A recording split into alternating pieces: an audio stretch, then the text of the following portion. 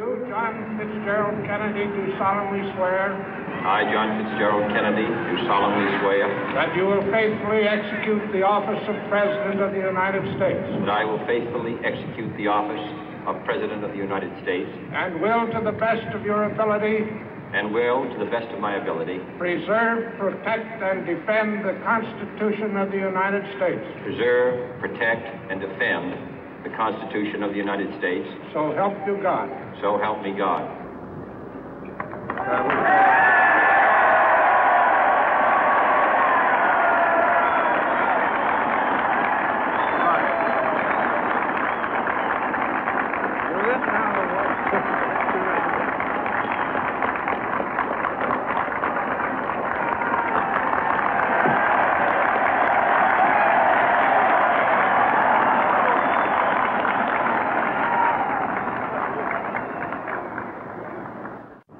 Vice President Johnson, Mr. Speaker, Mr. Chief Justice, President Eisenhower, Vice President Nixon, President Truman, Reverend clergy, fellow citizens.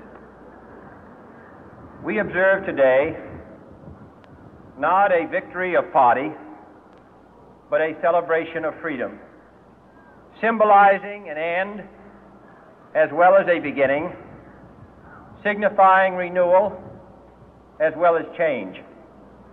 For I have sworn before you and Almighty God the same solemn oath our forebears prescribed nearly a century and 3/4 ago.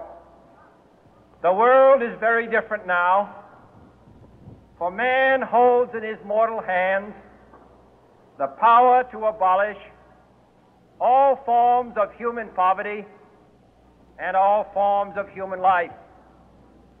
And yet the same revolutionary beliefs for which our forebears fought are still at issue around the globe. The belief that the rights of man come not from the generosity of the state, but from the hand of God. We dare not forget today that we are the heirs of that first revolution. Let the word go forth from this time and place to friend and foe alike that the torch has been passed to a new generation of Americans born in this century, tempered by war, disciplined by a hard and bitter peace, proud of our ancient heritage, and unwilling to witness or permit the slow undoing of those human rights to which this nation has always been committed and to which we are committed today at home and around the world.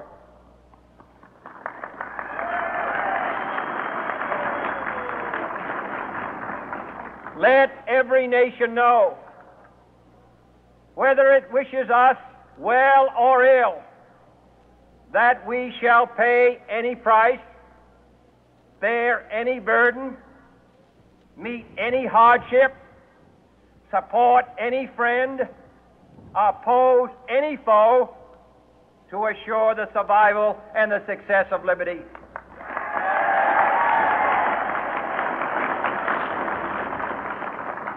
This much we pledge and more. To those old allies whose cultural and spiritual origins we share, we pledge the loyalty of faithful friends. United, there is little we cannot do in a host of cooperative ventures. Divided, there is little we can do, for we dare not meet a powerful challenge at odds and split asunder. To those new states whom we welcome to the ranks of the free, we pledge our word that one form of colonial control shall not have passed away merely to be replaced by a far more iron tyranny. We shall not always expect to find them supporting our view, but we shall always hope to find them strongly supporting their own freedom, and to remember that in the past, those who foolishly sought power by riding the back of the tiger ended up inside.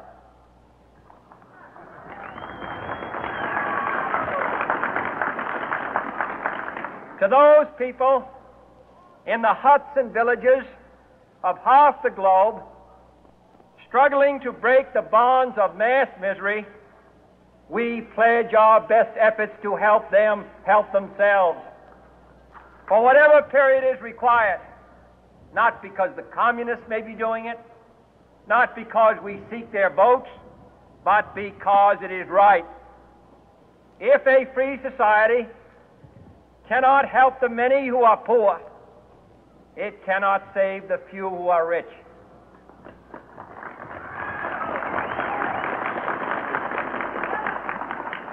To our sister republics south of our border, we offer a special pledge to convert our good words into good deeds, in a new alliance for progress, to assist free men and free governments in casting off the chains of poverty.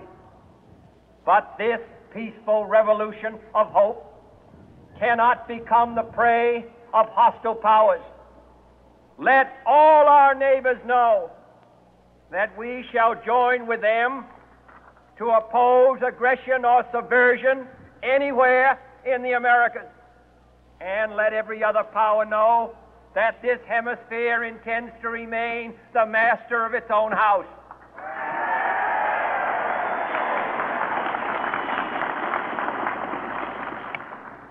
To that World Assembly of Sovereign States, the United Nations, our last best hope, in an age where the instruments of war have far outpaced the instruments of peace, we renew our pledge of support to prevent it from becoming merely a forum for invective, to strengthen its shield of the new and the weak, and to enlarge the area in which its writ may run.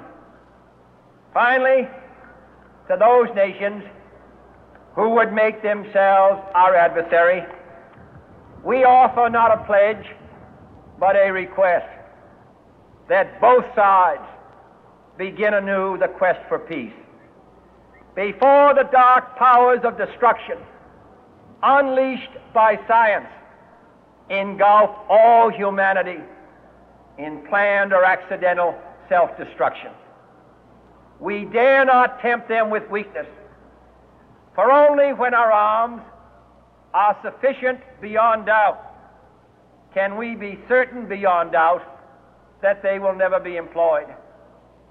But neither can two great and powerful groups of nations take comfort from our present course, both sides overburdened by the cost of modern weapons, both rightly alarmed by the steady spread of the deadly atom, yet both racing to alter that uncertain balance of terror that stays the hand of mankind's final war.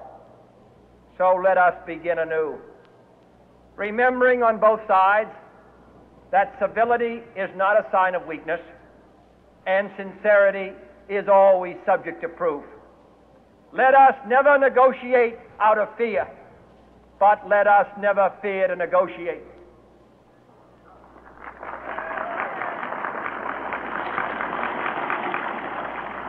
Let both sides explore what problems unite us, instead of belaboring those problems which divide us. Let both sides, for the first time, formulate serious and precise proposals for the inspection and control of arms, and bring the absolute power to destroy other nations under the absolute control of all nations.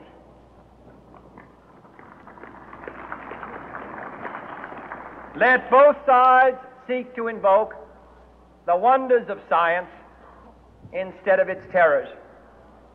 Together, let us explore the stars, conquer the deserts, eradicate disease, tap the ocean depth, and encourage the arts and commerce. Let both sides unite to heed in all corners of the earth the command of Isaiah to undo the heavy burden and let the oppressed go free. And if a beachhead of cooperation may push back the jungle of suspicion, let both sides join in creating a new endeavor, not a new balance of power, but a new world of law, where the strong are just and the weak secure and the peace preserved. All this will not be finished in the first 100 days, nor will it be finished in the first 1,000 days, nor in the life of this administration, nor even perhaps in our lifetime on this planet. But let us begin.